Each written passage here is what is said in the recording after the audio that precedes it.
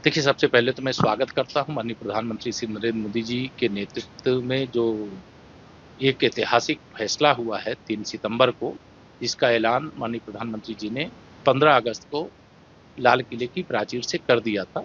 बधाई देता हूँ और यह फैसला देश के विकास की दृष्टि से, देश को आत्मनिर्भर बनाने की दृष्टि से, विकसित भारत बनाने की दृष्टि से, आम आदमी की दृष्टि से, व्यापार करने वालों की दृष्टि से, गृहस्थी चलाने वालों की दृष्टि से, गरीबों की दृष्टि से, किसानों की दृष्टि से, सबके लिए यह मतलब जो फैसला है जीएसटी काउंसिल का वो ऐतिहासिक है।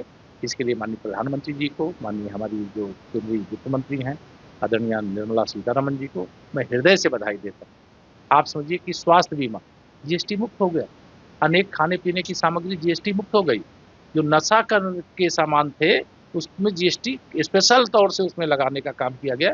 इसका भी मैं स्वागत करता हूँ।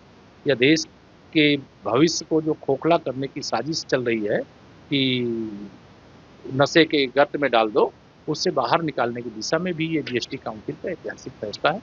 मैं बहुत बधाई देता हूँ माननीय प्रधानमंत्री जी को और इसका आने वाले समय में हमारी अर्थव्यवस्था पर भी बहुत असर पड़ेगा। हम आत्मनिर्भर भारत बनने की ओर जो आगे बढ़ने वाले हैं, उस पर भी बहुत आगे हम कदम तेजी से बढ़ाने का काम करेंगे और विकसित भारत 2047 तक उसके लिए भी ऐतिहासिक फैसला। विपक्ष मुद्दा विहीन है, विपक्ष का आचरण भारत के 140 करोड़ लोगों की भावनाओं के विपरीत। माननीय प्रधानमंत्री जी के नेतृत्व ही जीएसटी एक देश और एक टैक्स का फैसला ये जीएसटी लागू करने का काम है। आज जीएसटी का जो स्लैब परिवर्तन किया गया है इसका भी स्वागत होना चाहिए था, लेकिन विपक्ष स्वागत नहीं कर सकता। वो गरीब को अमीर होते हुए नहीं देख सकता।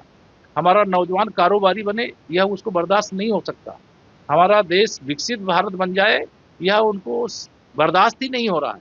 आत्मनिर्भर बन सके हमारे क्षेत्र में यह उनका आचरण नहीं रहा है। जो विपक्ष के अंदर बैठे हुए लोग हैं, यही विपक्ष कांग्रेस ही शुरू में सरकार में थी जब इस दुनिया में डॉलर और रुपए के बीच में मतलब 1 रुपए का डॉलर एक डॉलर की कीमत 3 रुपए थी और कांग्रेस के समय में जब चूंकि आयात अधिक करते थे और निर्यात कम करते थे, आत्मनिर्भरता की ओर नहीं बढ़े, इसलिए भारत कंगाल बना रहा।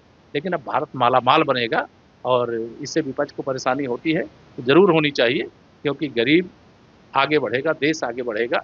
माननीय प्रधानमंत्री जी के नेतृत्व में यही हमारे लिए खुशी का विषय है। मैं माननीय प्रधानमंत्री जी को बारम्बार